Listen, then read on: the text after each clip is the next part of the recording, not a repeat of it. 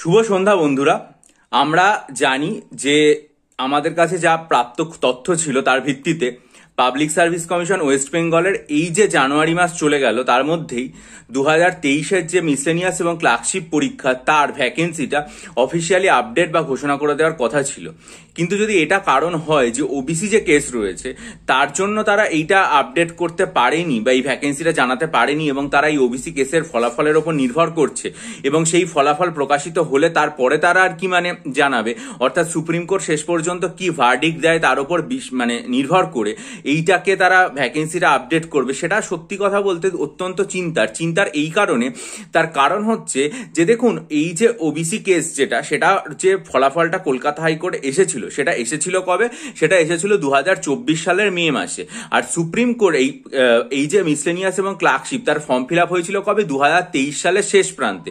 তাহলে 2023 সালের শেষ প্রান্তে যে পরীক্ষার ফলাফল এই ফর্ম ফিল আপ হয়েছিল সেই পরীক্ষা তো কোনোভাবেই আর কি এই যে ওবিসি কেস সেটার দ্বারা সেটার দ্বারা কোনোভাবেই প্রভাবিত হওয়ার কথা না। এবং আমরা সেই কারণেই জানি যে যেহেতু প্রভাবিত হওয়ার কথা না তাই জন্যই এটার যে প্রিলিমিনারি পরীক্ষা রয়েছে সেই প্রিলিমিনারি পরীক্ষাগুলো হয়ে গেছে এবং এটার যে মেন পরীক্ষা হবে তার টেন্টেটিভ ডেট ঘোষণা হয়ে গেছে। ঠিক আছে, এবার যেহেতু 2024 সালের যে ক্লার্কশিপ এবং মিসলেনিয়াস হওয়ার কথা সেইগুলোর যেহেতু ভ্যাকেন্সি প্রভাবিত হবে এই যে কলকাতা হাইকোর্টের ওবিসি সংক্রান্ত রায় এবং তার পরবর্তী সুপ্রিম কোর্টের রায় এগুলোর মাধ্যমে, তাই জন্য এটার এখনো ডিটেল নোটিফিকেশন এবং ফর্ম ফিল আপের প্রক্রিয়াটা শুরু হয়নি। কিন্তু 2023-এরটা তো কোনোভাবেই এটার দ্বারা আর কি প্রভাবিত হওয়ার কথা নয়।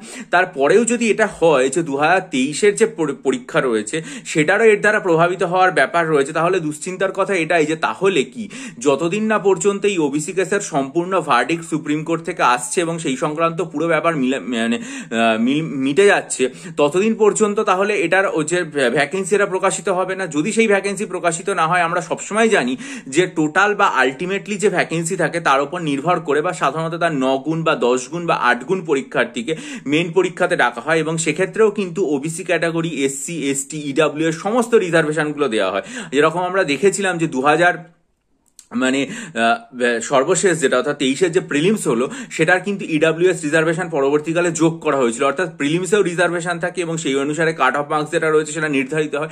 তাহলে যদি দেখা যায় যে এই ওবিসি কেসের ওপর 2023-এর যে পরীক্ষা সেটাও নির্ভরশীল হয়ে পড়ছে, তাহলে এই দুশ্চিন্তা আমাদের মধ্যে আসতে পারে যে তাহলে কি এই যে প্রিলিমসের যতদিন না পর্যন্ত ওবিসি কেসের সমাধান না হচ্ছে তাহলে কি এই যে প্রিলিমিনারি পরীক্ষা হয়েছিল মিসলেনিয়াসের যেটার মেন পরীক্ষা হওয়ার কথা সেপ্টেম্বর মাসে, বা ক্লার্কশিপ যে প্রিলিমিনারি বা পার্ট 1 হয়েছিল নভেম্বর মাসে যেটার মেন পরীক্ষা হওয়ার কথা জুন মাসে, তাহলে কি এই যে পরীক্ষা সেগুলোর রেজাল্টও প্রকাশিত হবে না?